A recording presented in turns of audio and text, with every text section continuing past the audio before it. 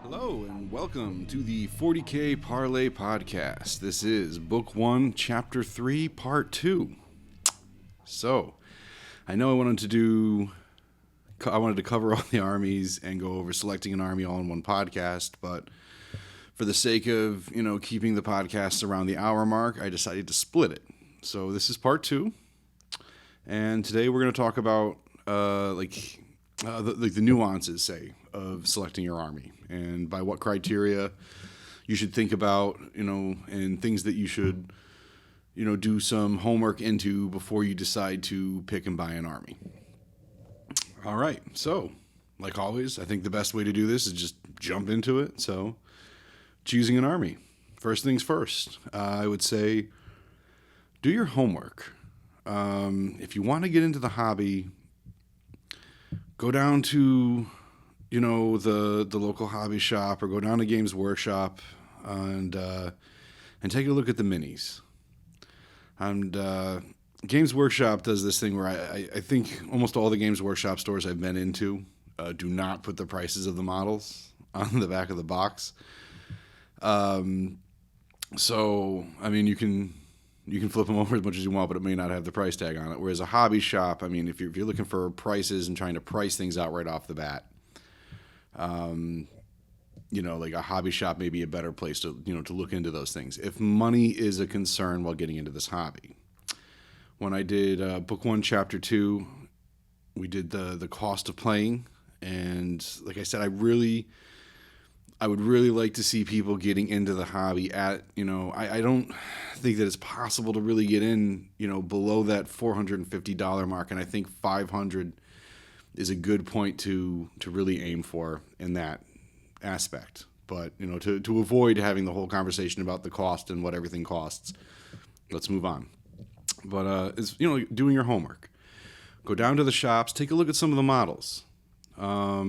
Something to think about while you're looking at these models is, wow, so you're looking at the Chaos Demons, and you're thinking to yourself, these are really cool, and what colors would I want to paint them, and then you move over and you're like, oh wow, Tyranids, they're Tyranids. Sorry, once again, I'm going to mispronounce things as a noob in this hobby, so.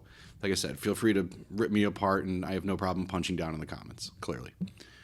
So, then you see the Gene Stealer Cult, and you're looking at the models, and you're like, well, there's a lot of intricacy on this. And I think that's something to think about when you're getting into the hobby, is how intricate the models are, and how much detail are you willing to sacrifice. I mean, if you're already a mini painter and you're getting into this hobby, then I guess you don't have to worry. But for someone who wants to get into this hobby to build and to paint and to play, the three-step process here, I think you really need to think about things like that. I think I lucked out because I was really high on the Eldari, and I was able to pretty much use like a 3-color scheme to paint my Oathway, and then I used about 2 shades and 2 techniques to add detail after the fact. Just little things like that to make my models, pop and stand out a little bit more. So I've also had the privilege of helping batch paint orcs, and they're push fit models, but there's just so much brown on them. The YouTuber Ninjan always says, don't worry about the boots. And sometimes I think that's really solid advice. I remember when I was painting my Gene Stealer Pure Strains, I kept telling myself, nobody's going to see the bottom of your model. The only person who's going to care about the bottom of your model is you. But I think that the detail and the delicacy of the models should be something to consider while you are doing your homework.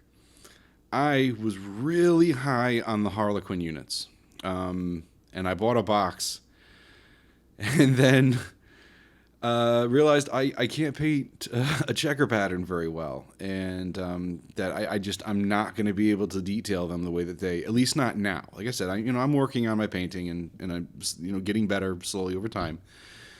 But the idea that I was going to be able to paint them to look like they looked on the box, for like the second thing I bought after my combat patrol was was a little ridiculous, and I got really zealous because I wanted to play clowns because I like clowns.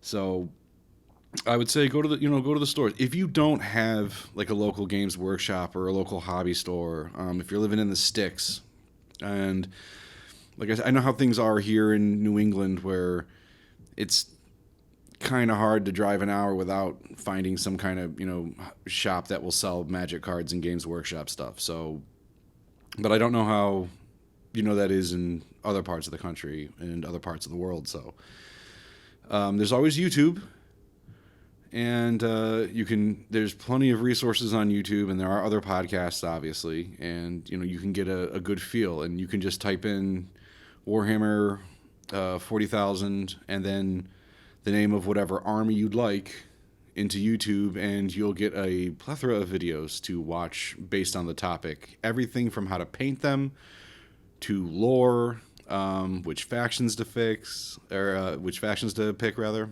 just all kinds of choices like that. And I think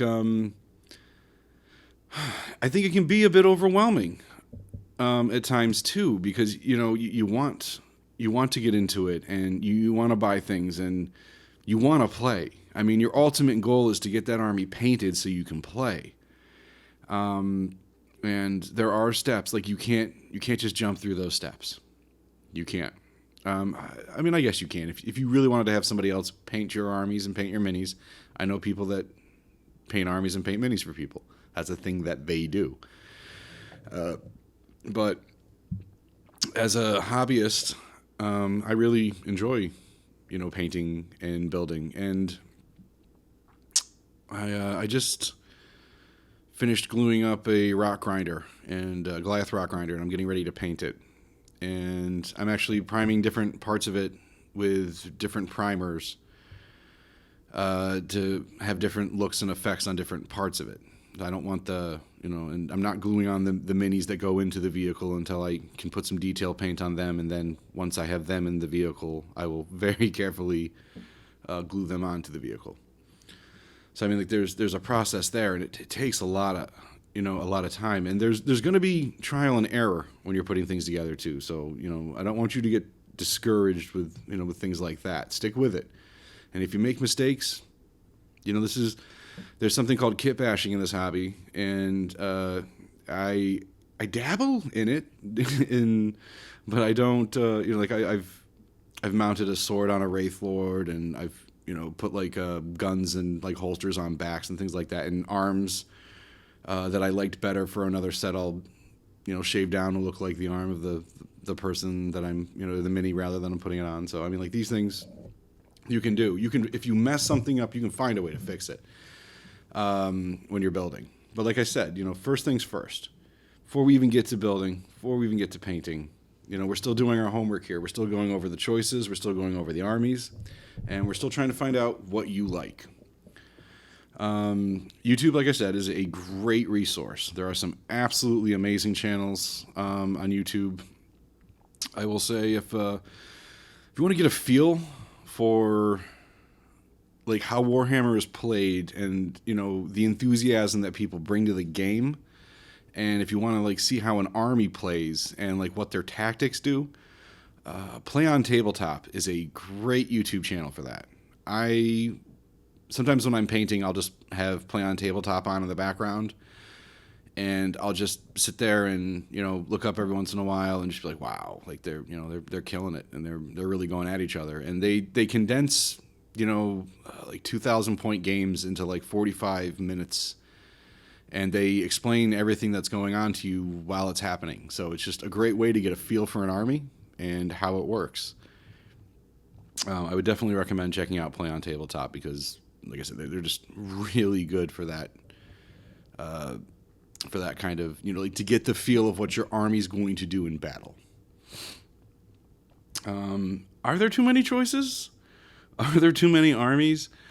Maybe, but variety is the spice of life. And I honestly think that the fact that you can buy a Space Marine box set or an Eldari box set or a Drukhari box set, and then depending on how you paint them, I should put it like this: depending on how you choose to play them, because don't let people bully you with your with paint schemes and things like that. I think it's important to understand what guns need to go on a model, because it's hard to keep track of something when you're playing with, when there's 70, 80 minis on a table, and you have to take someone's word that the flamer is a laser, and that's not. It can get very confusing. So I will say, as far as things like building goes, I would say, out of respect for other gamers and just the sake of your own sanity, try and keep track of what weapons you're putting on your models and which ones are the right ones and which ones are legal. Because if you play me, I don't think I would be necessarily like all up in arms about it, but I know other people at stores and at certain play areas that are like, no, that's not what that should be, and that should be this, and because it's that, then I'm not allowing you to do this. And I'm not saying that you have to play with these people. I'm not saying these people are even fun to play with. I'm just saying that it is a problem that you could run into while building. So while you are building, I would, just a side note here while we're talking about armies, pay attention to what guns, but feel free to choose whatever damn color you want for your armies. Paint your Eldar or your Eldari rather, however you'd like. I specifically really liked Ulthwé, and a lot of it had to do with the fact that two of my favorite colors were already kind of built into their scheme, which is red and black, and I really like gold, so I simply swapped out all of the Wraithbone white for gold and gilded my army, and I think it looks really, really cool. And that's so like I'm saying, like don't let other people's opinions. If you want an army of purple Space Marines that are a subchapter of the Ultramarines, do you know what I mean? Like, but I would definitely recommend that you take the time to go through the manuals or go through the app or go through the 40,000 website and learn what the equipment does and how it affects the models and the points on the models. All right. So, like I said, we were talking too many armies. No. Like I said, and I think that armies that allow you versatility, where you can buy a Drukhari box and then choose a Cabal within it to use as those set rules, I think that's really awesome. I think the same thing with Space Marines, where it's like if you're playing, sorry, I don't know, I'm drawing so much blanks on Space Marine chapters all of a sudden. If you're playing, oh my gosh, I just turned completely into a mumble mouth. So, if you're playing, say, like Black Templars, it's just a matter of how you paint them. And if you want your Black Templars to be gilded or to have silver on them or to have insignia that you like, that's on you. You definitely have that customization option. But the cool thing is, if you buy a box of Space Marines, you can paint them as Iron Hands, or you can paint them as Black Templars. You can paint them as Ultramarines. You can paint them as, Blood Angels. And another thing is, I don't think you need to go to places like Forge World and, and buy all the extra gear and the specialized helmets. That's cool. That's really nice. It looks awesome on the table. But at an introductory level, I would recommend just sticking with like a base combat patrol and and then building your army out from there. And then as you get more into the hobby, you'll be like, you know what, I bought this Eldari combat patrol and I don't like the Wind Riders, and I want to take them out and put in Harlequins. Do that. Like down the road after you played your armies a few times and you've really gotten a feel for them and the rules, then start to mod it up and switch it and tweak it and find out what you like. Right off the bat, I got the Combat Patrol, and by far my favorite unit was the Wraith Lord for the Eldari Combat Patrol. So as soon as I pretty much finished painting them, the first unit I went out and bought is I shouldn't say I went out and bought.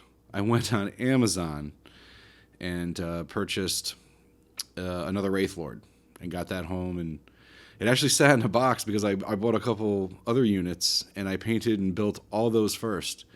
And then because I liked my Wraith Lord so much while building up my 1,000-point incursion, it wasn't painted last, it was painted second to last because I put a lot of detail into my Eldrad, who is really good to use as an Ulthwé Eldari warlord. He just blows up people's heads with his mind, and it's just absolutely epic when you're fielding Farseers and an Eldrad, and you're just looking at other units and just it's awesome. I love playing with characters like that. I really like some of the psychic powers. But if say I really wanted to lean into Ionden, and I really like the Wraith technology and the Wraiths and all that kind of stuff, all I would have had to have done was, instead of painting them black and red and for Ulthwé, I could have painted them blue and yellow, and it's a whole different set of, not a whole different set of rules, but you get different things that you can do with your armies, and Ionden has different benefits from Ulthwé, and the other craft worlds have their own paint schemes and benefits as well. Same with the Space Marine chapters. In fact, the Space Marine chapters are even more in depth because depending on which chapter you pick, there are sub-chapters. There are so many chapters and sub-chapters that I did not mention in the last episode. I think at some point I do want to sit down and just go through a podcast where I just go on the wiki and, and name off alphabetically and just read a little blurb about every chapter and sub-chapter of Space Marines. Personally, I like the Mortificators. I think they're crazy, but nobody, really, fields or paints them. They're a bunch of, they're a sub-chapter of Cannibal Space Marines. That's pretty interesting to say the least. It's kind of like the Catholic Church adopting local customs, and the local custom on that world just happened to be cannibalism. So, when in Rome. But like I said, there's a really cool thing. You don't have to decide right away either. That's another thing is I'm going to talk about my buddy Bill for a moment. So when we first talked about, when I first told him that I was playing Warhammer, he said, I tried to get into it when I was younger, and I had such a bad experience, and I put all my minis together to play with my friend, and my friend said that he wouldn't let me play with him until I painted him. So Bill as a teenager brought his minis out to the garage, threw some spray paint on them. Legitimately, that was it. Threw some spray paint on them, came back the next day and said, I have a painted army. We gonna play now? So I got a lot of respect for teenage Bill for doing that, but adult Bill, my friend, wanted to get back into the hobby, and when he found out that I was doing it, he was like, oh, so you're building and painting. I'm like, yeah. So we went down to the shop, and he picked up Chaos Marines, I believe. Or it might have been the World Eaters. I'm not exactly sure which. But it was one of the chapters of Chaos Space Marines. Got it home, and looked at it for a week, and after watching a couple YouTube videos, was like, no, I want to play Orcs, and returned it and got an army of Orcs. We started he came up with such a cool color scheme, and we started batch painting and gluing together his Orc Combat Patrol. And then he started buying supplemental stuff for the Combat Patrol to build up to Incursion. And then found, after going through codexes and YouTube videos, found that there's an entire faction of orcs that are essentially the Road Warrior. They're the Mad Max equivalent, and they've got some really, really cool stuff. And their War Master is just epic. And we had already started painting, so I mean, we got about 2,000 points of 1,000 points each of two different orc factions that we've been trying to paint up and assemble. So I would say don't be too hasty in making your decisions, because it may end up costing you. And like I said, it's not just money, it's time. So you're gonna have to find the time to put these models together, and find the time to sit down and paint. And painting can be messy, especially when you are just starting off. I'm sure that there are, plenty of horror stories on Reddit about, spilling your pot of known oil all over everything. Because I've come pretty close, and I don't want to jinx myself, but inevitably someday I know I'm going to knock over, a paint pot, and it's just going to go everywhere. So I take the time to put down things like newspaper, obviously, and try not to, make it a mess. It'd probably be quicker and faster if I just bought a tarp at this point, considering how often I set it up. But like I said, it takes time.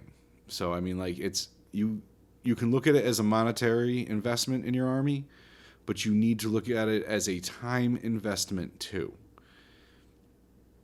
And it's going to take some time for you to build and paint, and you get better. Eventually, like, you'll figure out the way that GW does their sprues. And I was doing one the other day, and I think like it had 18 through 70, and then it jumped up to 110 to 130, and then the other sprue was like 1 through 16, and then after it was like 71 to 99. It's very interesting the way that they number things. If I didn't have plans for my sprues, I'd probably go through with colored Sharpie and mark off the pieces I needed, and then cut those, and then for the next piece do the same thing, go through and with another Sharpie color and pick those, and then cut those and put all those together. Unfortunately, because I do have some plans for the sprues currently, I have not been highlighting them or marking them up in any way with my paints or such. But yeah, all right. So I think we've kind of moved into the over-enthusiasm and how to curb it. How do you curb the over-enthusiasm? I think the best way to do that is to say to yourself, how much time am I willing to spend painting and building?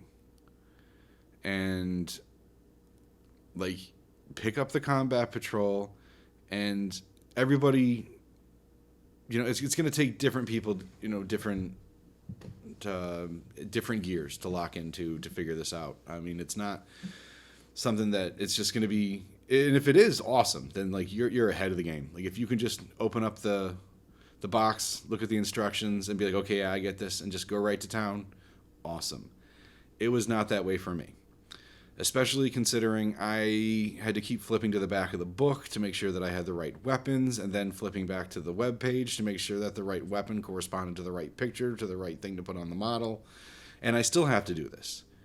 5 months into the hobby, and like I said, I'm painting up my second 1,000-point army, and I still have to go back and check and all the weapons in the back of the book. So, like, to curb your enthusiasm, start with the Combat Patrol.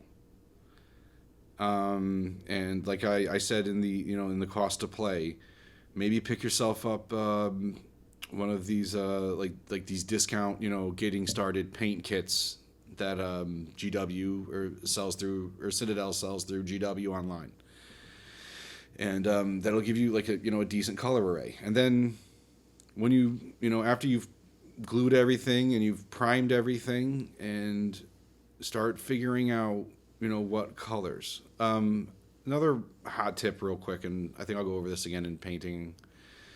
I have a lot of older minis and from older board games, and what I'll do is I'll go through one of the board games I just don't, like I'm never going to play again, or I have a ton of older D&D board games that like the entire, all the paper in them got moldy from either sitting in an attic or a basement.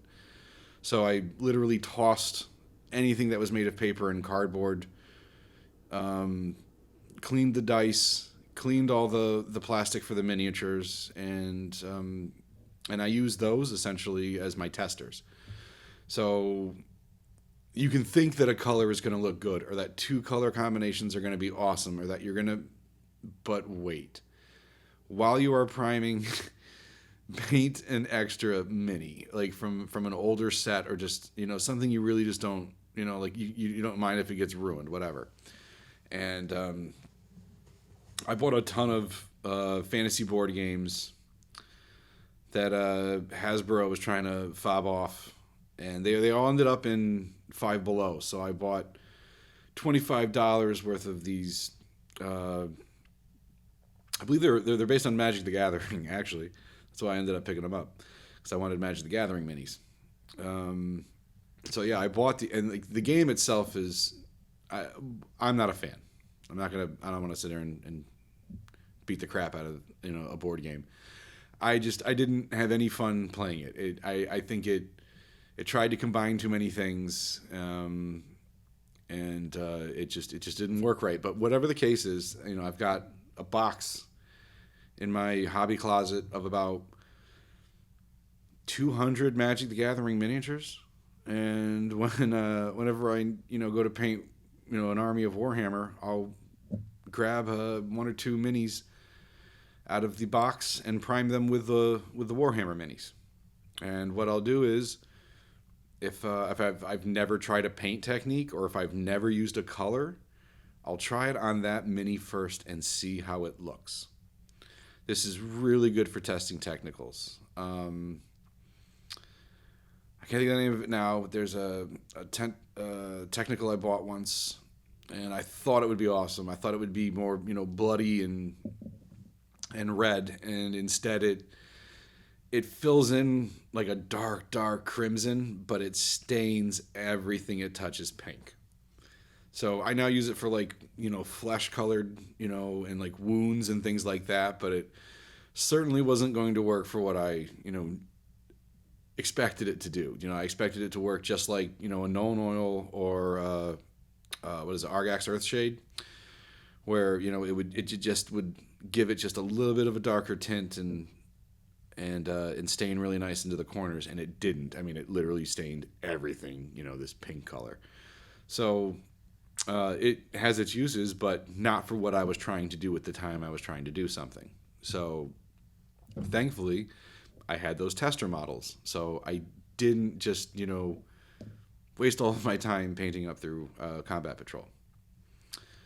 So once again, how to curb that enthusiasm. Start with a Combat Patrol, get through the gluing and spruing, and then get through the priming, and then when you have your paints, sit down and see how long it takes you. Time, yourself, or put on a cartoon that you've watched 100 times, or a TV show. I'm a nerd, so it's usually, an anime or a cartoon or something like that. Trailer Park Boys is another one of my favorites to watch. And I can just have that on in the background, and see how many episodes you get through, at the end of it, and say, and just add that period of time up together, or just time yourself. Stopwatches are, $4, $5 on Amazon, and most phones have that capacity. I'm just almost always using my phone for another device, so I don't use it as a stopwatch if I don't have to. But seeing what your time investment into something is important. Because like I said, I mean, it's not just capital, it's time. There's a 2-factor investment into Warhammer. So let's see. I think it took me about 5 hours to paint 5 minis, and I did it in a 2-hour stretch, a 2-hour stretch, and then a 1-hour stretch for just doing some detailing and some technical staining on my last day of building. I'm not counting basing. I haven't even started basing my models yet. I'm not there. And when I do, trust me, I'm sure there'll be an episode on basing. Yeah, for now, my base is just pretty much, they are what they are, and everybody at the stores and shops and who I play with kind of just has to deal with it. I would love to, get to the point where I can paint them like, busted up concrete and stuff like that. But other than like my Wraith Lords, my Eldrad, and my Farseer, I really don't think I've done much basing. And the only reason why those got done is because I had some really cool technicals to play with, and they have scenery pretty much already on their base. So, how do you pick? Go with your heart. I would say, like, if you, like I said, if you really like mechs, and you like the idea of, like that whole science, is better than empathy, then maybe something like the Tau Empire would be perfect. Or, say you just really like fantasy dwarfs, go with Votann. Like, like League of Votann is like, that's awesome. Like that they've added them in. I really like insects. I see Tyranid in my future. Currently I'm doing Gene Stealers. I like the idea of a religious cult that worships, a space hive mind. I think that's just absolutely awesome, and that they're all kind of psychically, tricked into generationally keeping this, this religion, this cult alive, to overthrow these, quote unquote oppressive colonial, worlds. That's something else to remember, I think, when you're playing 40K. Every army has its bad side and has its good side. There's no real wrong, or there's no good guys. I mean, like you could argue the Space Marines, but I mean, they kind of go hard on the colonialism, and they kind of go hard on atheism and what other people can think and believe and do. And so, I mean, there's that. Yeah, I mean, like they're humans and they keep the peace, but and then there's the Eldari, like they're awesome. Like they have this samurai mentality, and and they have psychic abilities, and when their planet was destroyed, they they had the craft worlds. They're awesome, but on the same token, without like the Eldari can brought about a chaos god with their hedonism. So it's every army can be seen as good or bad. I don't and like people are always like, oh, Tyranids, and I'm like, no. I mean, how is a hive fleet trying to protect its existence and expand itself necessarily an evil thing? It's just nature. I mean, you can't.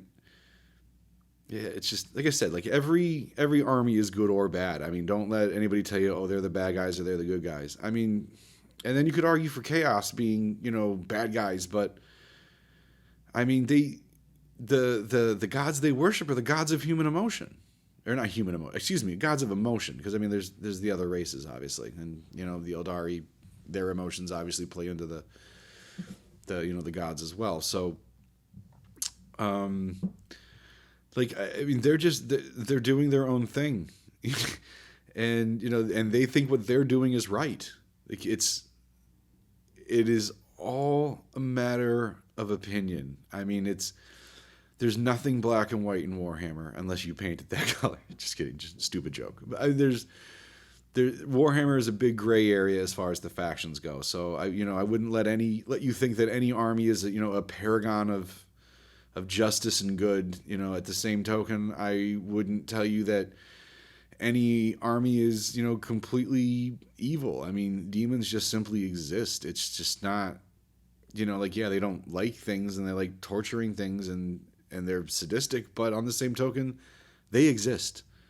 They're beings from their own, from within the warp, and it's just they do their own thing. Like, there's really no right or wrong. I mean, you don't have to let anybody tell you that you're a jerk for playing an army. As JT is often fond of telling people that you can play with me, but if you're gonna play the Tau, you can't play with me. I just whatever. I think it would be hilarious just to paint up a army of Tau just to surprise him with that. Probably not a surprise now if it's on the podcast, but like I said, that's that would be a surprise down the road quite a ways. Even better yet, maybe that's what I'll go get them for Christmas. Buy them a big old combat patrol of Tau, and then they'll just kit bash it into some horrible Grand Falloon-esque bloody creature. I think aesthetics. Should be something to think about when choosing an army. Like once again, it's a feeling. It's what you like. If things like spikes and body armor are your thing, Drukhari. Pick one of the Cabals and go to town. Necron have such a unique aesthetic to them. I really like how it's kind of like this Terminator Egyptian, lich, race of like these dead planets that wake and now they're coming to fight, and that's really cool. I mean, there's lots of coolness out there, and that's why I suggest going to the hobby shop or the Games Workshop that you have locally, so you can actually look at the models and then see like, yes, like wow, look at that tank, look at the angles on it. It's whereas like some armies have more rounded edges, some armies have very triangular and shapes to them. Other armies have very all different shapes and sizes. Whatever your eye finds pleasing, whatever you think that you'd enjoy painting and playing, I think you should definitely go with that. Like for instance, like the White Scars, man, they have some really awesome models and vehicles, and I just think like having almost like the Mongols in space, like I think that's just such a cool idea for a Space Marine chapter there.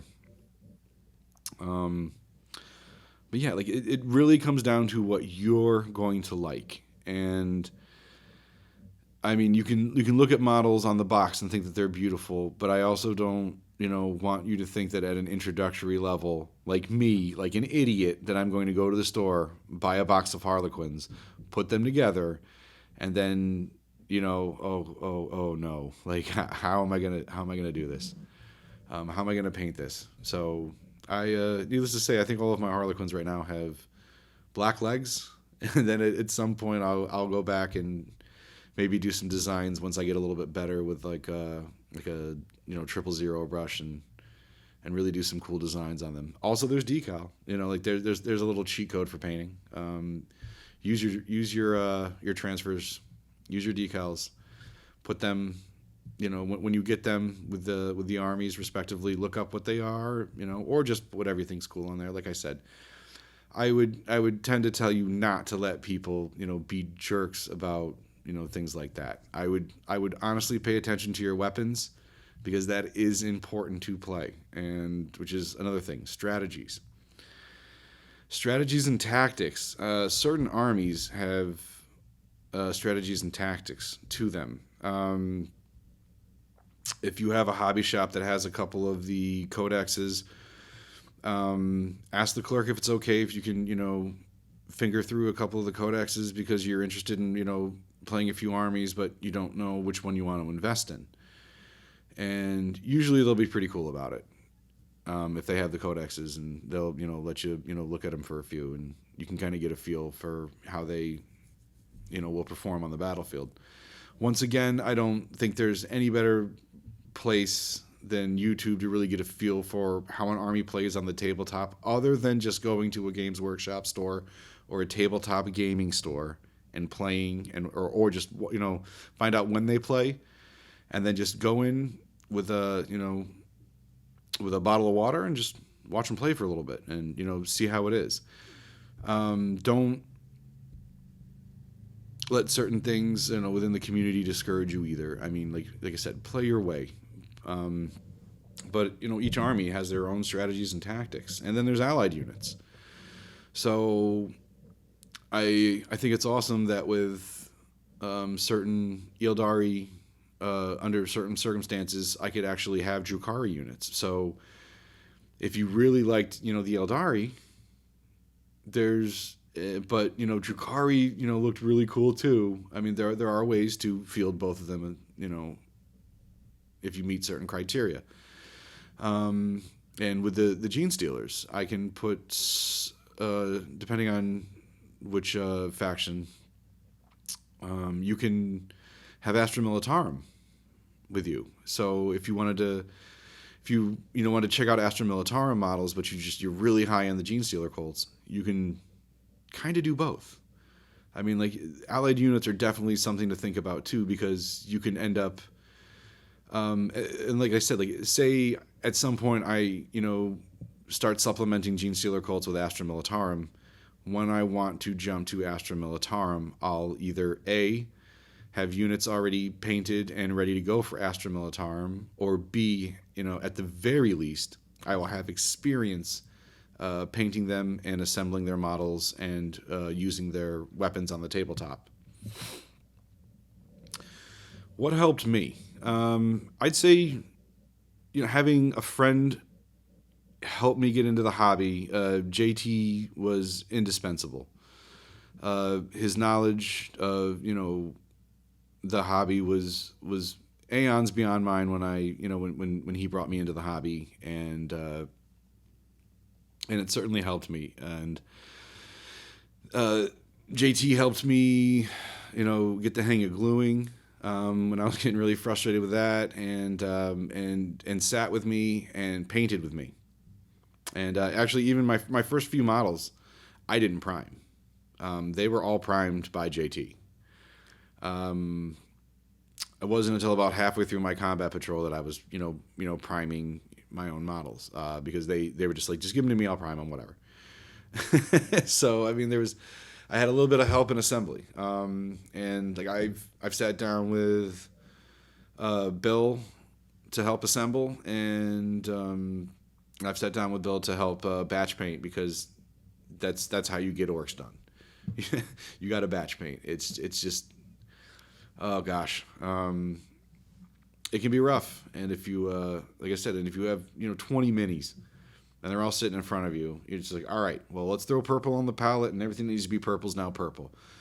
Let's throw brown on the palette, and everything that needs to be brown is now brown. Let's throw gold, and everything that needs to be gold is now gold. And you just work on levels of importance, and when you're batch painting, and just try and get it done.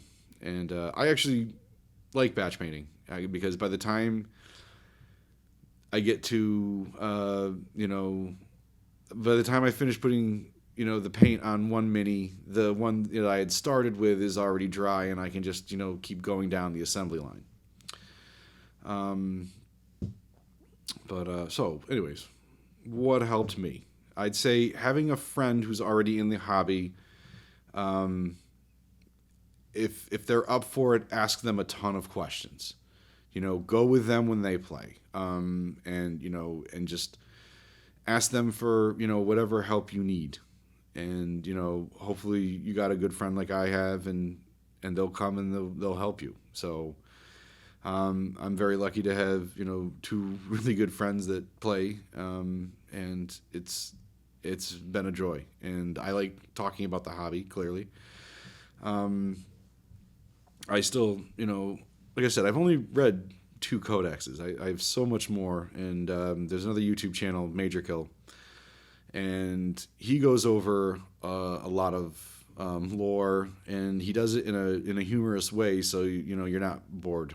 And I really appreciated getting turned on to his videos because, like I said, he is humorous. He pokes fun at himself and the hobby, and he tells you the lore in such a funny way. So if you were wondering about like the Primarchs or a certain chapter or things like that in the lore when you're trying to pick your army, I mean, there's like, I'd say Major Kill is a good place for that, and Adeptus, what is it? Adeptus Ridiculous, I think is the other podcast that I was turned on to, and that's two guys, and they sit around and they poke fun at the codexes and the lore, and it's really entertaining. I've had that on a few times while I've been building and painting. There are YouTubers that I follow specifically for painting, and obviously I'll drop their names and put up some QR codes when I go over painting a little bit more. I've already mentioned Ninjon just because I think his videos have been the most helpful for me learning how to paint and trying to find my own style in the hobby. He gives solid advice, and you can tell that his heart and soul goes into this, mini painting hobby. Because that's what, he focuses on. Not so much Warhammer as much as, painting. And I've got a lot of respect for that channel, and it really helped me. But, yeah, Major Kill, Play on Tabletop. I think those are two really good YouTube channels. Another one is Auspex Tactics. This guy puts out a video just about every week, and it's always about the state of play, what armies do, which units and armies are the best, how armies are performing, different units and their strategies, how to perform different combos. Auspex Tactics, his channel is just epic, and that was a really big help for me. The other thing is the manager of the local Games Workshop store. I popped in there, and back in April, when I first was getting into the hobby, just to I figured I'd pick up a white dwarf and maybe buy a model kit. I ended up getting a white dwarf, a couple pots of paint, and the Harlequin kit. When I went in, I introduced myself to the GM and the GM of GW, and we got into it. We started chatting, and he was telling me all about the hobby, and he's just, luckily I've got a really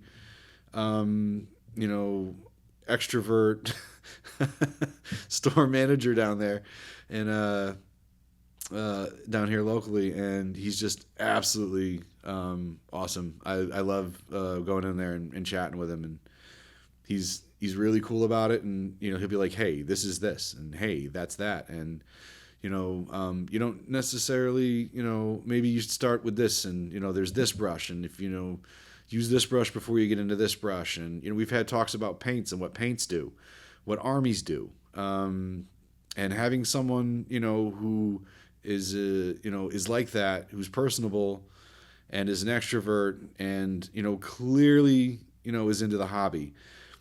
When I asked him for tips, put it this way, I asked him for tips once on painting, and I said, man, like, how do I get better at using these smaller brushes, and applying detail, because I still feel like I'm missing things and I'm globbing them on. And he said, go home, take a piece of newspaper, and while you're watching TV, just keep dipping your brush in water and filling in any small space in the font of the newspaper. So any holes in like a B or an E, I would sit there and fill it in with water, and that's how I practiced. And that was such a great tip that he gave me. And he also was the one who said, your models are gonna, and this is some really cool advice. Your models are always gonna look like crap until you are finished. And the whole time you're like, I remember batch painting the Gene Stealers once again, and just thinking to myself the whole time, man, these are gonna look terrible. Man, these look so bad. Oh my God. And then when I finished, I'm like, yeah, nah, these are awesome. And And then a friend walked in and said, you gonna put some more detail on those? And I said, I wasn't planning on it. And he's like, isn't the whole point to show off these highly detailed miniatures? I sat down and I put another hour of highlights and technicals into my my Gene Stealers after that. So yeah, like it's nice to have someone at the local game shop, that you can sit down and talk to. What else? Let's see. The Games Workshop website. Like I said, look up. Go to like the 40,000 pages, and they have the index cards, at least for now. And I believe I've put up the PDF, the QR code for the PDFs in a prior video. I'll link them again in this one with the QR code on the YouTube video. So you can go right to those indexes, and I mean those indexes to buy them physically are around $20 to $30 depending on where you get them. I think I bought the Eldari one at Games Workshop for $25, I believe. And it's just nice to have those cards when I play, but there's nothing that says that you can't go online, download those indexes from Warhammer 40,000, and then print them out and then use those as your cards. You don't need the index cards if if you want to keep track of every individual unit, sure, but I mean you don't need them. They're nice to have. I have them. I'm not bashing them, but I'm saying they're not a necessity. And if you wanted to, check out an army and see what their units are and what their units do and how they, strategically work, you can download those, indexes for free off of 40,000, at least currently. And if you're wily enough and wise enough, you know how to get things. And there are PDFs out there of the codexes, and there are people that would sell you the codexes. That you can get the codexes for about, the 9th edition ones. I should clear that up because there's currently, I believe, only the Tyranid for 10th edition is the only one that's out. So for the 9th edition ones, they're not selling like they're collector's items yet. So, I mean, you can still get used ones for around, $26, $27. Or like I said, if you're wily and, and you know where to go, you can, get the PDFs and look over the PDFs of the codexes. So, I mean, those are great resources. And and beyond that, like I said, go down to the local game shop and talk to the players and talk to the managers. And if they have the codexes, ask if you can look through them. That doesn't cost anything but time and just a little bit of friendliness and effort at a local shop. And most local shops, I would hope, would be interested in getting someone else into a hobby that they know that they're going to come back to their store and spend money on. And I know that there are 3 places locally where I buy paints. One of them is always happy to see me, and the other 2, they are always so stressed out because they're trying to do 100 things that like they don't have time. Read the room. You know what I mean? When you walk into the shops, obviously read the room. If you walk into a Games Workshop and, they're in the midst of, there's all these battles and painting going on, maybe that's not the best time to ask, the manager if I could see if I could take a sneak peek at the codex. But I think you could, in that instance or those circumstances, like I said, use your judgment and say, hey, when would be a good time to come back where I could do these things? I don't think that's an unreasonable thing to ask a store owner at all. So yeah, friends, your local, hobby shops and Games Workshop stores, if you have them around. YouTube is such a great resource. You may have noticed that I left out the words Reddit and wikis. I don't. Reddit is a trap. It's such a time trap, and if you're not one of those people that can control their screen use, I would stay away from Reddit And you can just go down Reddit rabbit holes on Warhammer things, and just, you're moving from thing to thing to thing, and you're reading, the comments, trying to find out what you're trying to find out. And I tend to use Reddit as my last ditch, place for information if I really need to know something, because it can be a rabbit hole. And I'd rather spend my time painting than reading opinions on Reddits and subreddits. So there's that. Nothing against Reddit. It's like anything else. It's what you want to spend your time on, and I want to spend my time painting and playing, and not reading subreddits. That's for sure.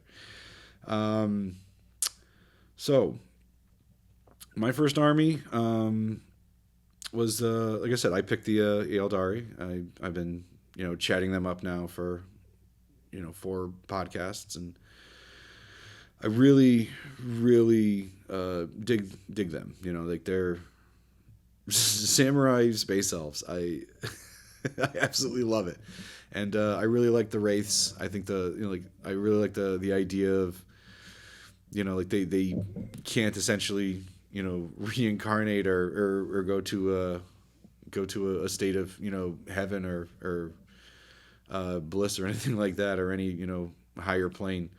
So they kind of get the Eldari kind of get recycled back into like a soul engine in the heart of their craft world, and they can use these spirits as weapons in a sense. It's like technomancy. Like they're putting they're putting like the souls of the dead into machines to fight. The Wraith Guard, the Wraith Lords, the Wraith Knight. All very very cool things. And I think the idea of doing things like that, like there's it's just really interesting, like the way that their culture works, and the way that they think, and the way that they conduct themselves. And like I picked them because I really liked the aesthetic. And having Harlequins, the option to have clowns in your psychic army is pretty cool. I love clowns. I've had a bit of a clown obsession since I was a child. I've always been like, what are these magical people dancing around with face paint and doing silly things? And I think the Harlequins take that to the most most homicidal extreme. But they are absolutely awesome. I really like the Eldari and how they look. And when I got my combat patrol, when I started gluing them together, I hadn't chosen a faction to paint yet. I had an idea of how I wanted to paint them, and then after reading through the codex, I was like, Ulthwé. And you'll see that I hashtag Ulthwé all day in a lot of things, because I like the Ulthwé. They're really cool. And Eldrad is he's a bit of a badass.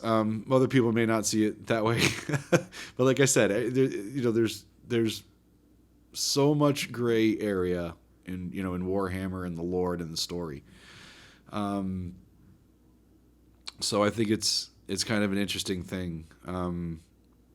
Like I said, that I didn't, like I said, I was still reading through the codex in the process of gluing. And then after I had, finally got everything except for the Farseer. I had held off on the Farseer because I wanted to put a little bit of extra detail into that model. But needless to say, when I had the majority of my combat patrol built, that's when I chose an army or a faction and a paint scheme. And like I said, I liked Ulthwé, and a lot of it did have to do with the fact that I liked the colors. So yeah, and then from there I looked up what they could do, and I was like, yeah, this is pretty cool. And later on, I read about Yondon in more detail, and how like they use a lot more of the Wraith technology, because one of the High Fleets clashed with their craft world and near destroyed their entire clan there. So I think at some point I will, if I ever decide to do another Eldari, it'll inevitably be Eondon, and they will be some crazy blue, yellow, and gold gilded samurai wraiths, for sure. All right. How do I feel now after picking, the Eldari? I think I definitely am glad I went with my heart and picked an army that I liked and sat down and did the homework on. And it really came down when I went to buy my combat patrol. It wasn't. I was still shaky when I ordered it because I didn't know, if I wanted to do Eldari or if I wanted to do Tyrannid. And there was another. What was the other one? There was one other army. Well, clearly, they weren't that important if I'm not playing them now, right? So, I guess in that aspect, it really doesn't matter. But yeah, I really like the Eldari, and while painting them, I progressively got better with every model, and then when I got myself to 1,000 points of Ulthway, that's when I started painting my Genestealer Cult. And I did a lot of homework before I picked Genestealer Cults.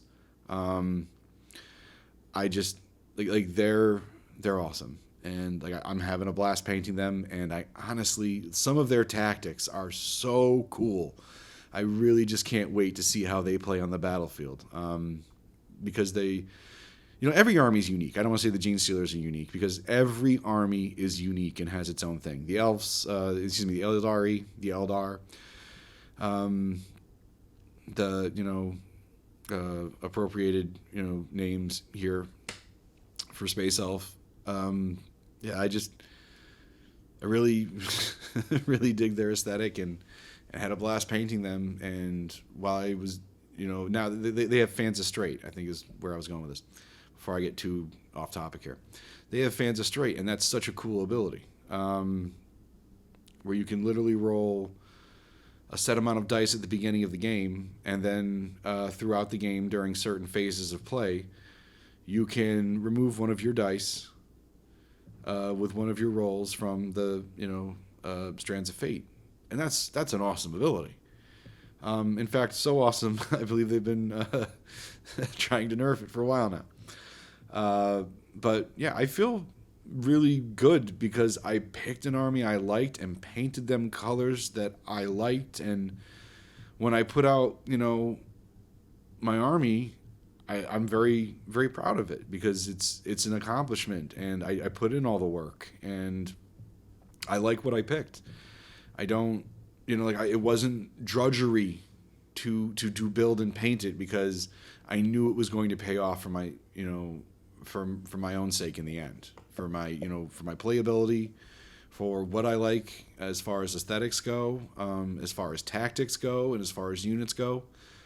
It's been a lot of fun. I thought I was going to hate the Wind Riders, and they have been so good for capturing objectives because I can just get there quick and just blow things up and shoot things from afar and run in and get out. And I think when I move up to 2,000 points, there will be a Farseer on a Wind Rider, and there will be another unit of 6 Wind Riders as well. I absolutely, I thought I was going to hate that unit, and I absolutely, love them now because, after playing with them, I'm like, oh yeah, these things have benefits. Being able to get around the battlefield quickly and to objectives before your opponents is definitely a plus. The problem I keep running into is that when I get there, can I handle the firepower that's coming at me from, these insane Necrons? But I feel really good. I feel really good when I, pull out my Eldari army and I put them on the table, and they are not, like I said, they're not all based. I still need to go back and base them, but that's something I want to learn how to do at a later date. that I don't think it's going to be an overly complicated thing. And I know it's definitely a part of, the hobby and painting. It's just something I'm going to want to do later on, and it's going to be, more, each one is going to be more themed towards the army.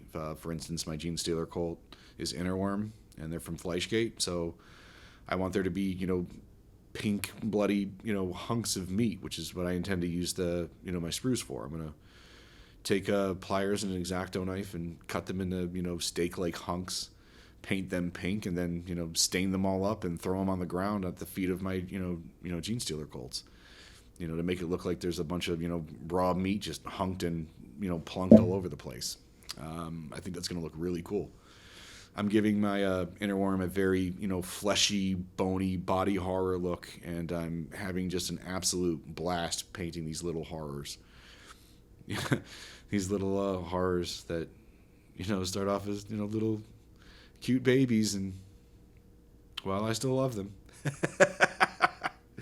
Anyways, I feel really good about what I did with my, Ulthway, and like I said, I think a lot of it comes down to doing your homework and, having the ability to and the time to go and search out the resources, and just, like I said, just doing your homework. A friend in the hobby is a great thing to have, but if you don't, there's YouTube, and like I said, go talk to somebody at a hobby shop, and just or there are Discords, and there is Reddit. Like I said, there's always Reddit. It's not like I don't have a Reddit account, and it's not like I don't go there. I just, like I said, it always rabbit holes me. It's like I go in there to look for one piece of information, and then 3 hours are gone, and I'm like, what happened? It is the fourth kind of websites. It's like you just you get abducted by it, and your mind goes away for a few hours. So there's definitely, there's definitely resources, and if you can't find a physical person, search out some help online. YouTube, play on tabletop. I don't think there's an army that they haven't played, and they love throwing, different combos. They like playing. There's absurd games that they have on there where there's just like an insane amount of points, and you get to see how people play. You get to see, what people paint their minis like. And Play on Tabletop is just a really good channel for that. For learning things like lore, like I said, there's Major Kill. I think he takes a lot of things and makes them funny. And like I said, it's, you can't take him too seriously, and I don't think he takes himself too seriously, because he does poke fun at himself a lot, at himself a lot. And I think that's a really cool. I think that's a really cool channel, because the guy, he does that. Like he makes the lore fun, and he's not sitting there reading it to you in a snooty British accent, because trust me, there are channels that will just read you lore in snooty British accents. If that's what you're into, search them out. Not my thing. I'd rather listen to an Australian sit there and and use bang tongue to describe the different elf factions. So yeah, and then Auspex Tactics. If I guess it just I learned so much about the game early on in this hobby from that YouTube channel. Just such a great resource of knowledge on that channel. And like I said, in the YouTube video, I'll try to put up QR codes for the different YouTube channels. And one when I'm talking about the indexes on the 40,000 website for Games Workshop, I'll put up the QR code for that as well. At least I hope I will. Let's see if this brain remembers. Lord knows I'm getting a little fatigued, and oh boy, we're about 9 minutes almost over the hour mark. So I think I'm gonna end the podcast. I think we're gonna close chapter 3 up. Chapter 3 part 2 is coming to an end, and yeah, I hope that this gives you a little bit of an idea where to go, where to look, how to find, and just get into and explore, this great hobby of ours that we're all here to share. This is so much fun from every step, from building to painting to playing. I absolutely love this hobby. It's so much fun. And I'm just going to tell you, don't let, anybody's negativity stop you from playing this. Don't let, anybody bully you into, paint jobs or anything like that. You do this hobby your way. And I think that's one of the really cool things about it. And, I follow a couple people on Instagram that paint, and they don't, they're not always painting things to Army. Like they buy models and just paint them for the sake of painting them. I can tell you that at some point I will probably end up with some Sigmar. There's a couple of models of Sigmar that I really, really like. And although I don't really have too much interest in playing Warcry or Sigmar, I can tell you that there are a couple models from that game that I'd love to paint. Yeah. So yeah, there's that. Let's definitely let's close the book. Let's close the book for now. Chapter 3 is over, and I'll see all you folks on Chapter 4. Thanks for listening. Feel free to support on Patreon, and like I said, whatever you want on Patreon, let me know. If you want me to release the podcasts, earlier to people on the Patreon, let me know. If you'd like to see more of the AR artwork, the AI artwork and galleries and things like that, and pinups, we can do things like that on the Patreon. We can do Q&As and AMAs on the Patreon. Whatever you want. I mean, if you're going to support me, I want to support you and give back to you. So let me know. Let me hear from you. Let me find out what you want to know about about this podcast, and things. If you have ideas or things that you want me to talk about, by all means, or things you want me to address, or like I said, I mean, there's plenty of people that are gonna punch down. So I'm ready for that too. So, Brant. And thank you again for listening to the 40K Parley podcast. This is Ben, a.k.a. Red, a.k.a. Lord Red Dog, and I am signing out. Take care, and I'll see you on the next podcast.